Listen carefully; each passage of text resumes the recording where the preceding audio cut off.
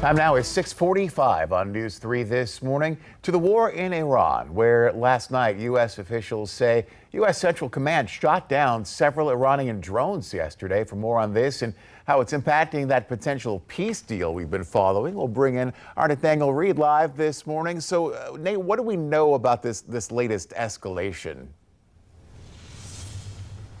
Well, Blaine, two U.S. officials confirmed to the Scripps News Group that it was 4 Iranian drones that were taken out by the United States in this self-defensive move. A 5th drone on the ground about to take off, also taken out by the U.S. military. And all of this comes amid concerns about this fragile ceasefire and the question of whether the president will be able to reach a peace agreement with Iran, one that appears to have eluded the administration so far as they try and go back and forth on some of these negotiated terms of a peace agreement. The president yesterday saying that Iran will not get any funding, that they will not unlock any of the frozen assets or send them any money as part of any agreement. They also want the Strait of Hormuz to be totally open as international waters, no nation allowed to control it or charge for tolling. But still, major questions about whether any of that is possible. The president, though, tipping his hand about what he thinks about the midterm elections, or rather doesn't think about the midterm elections when he's negotiating with Iran as they try and get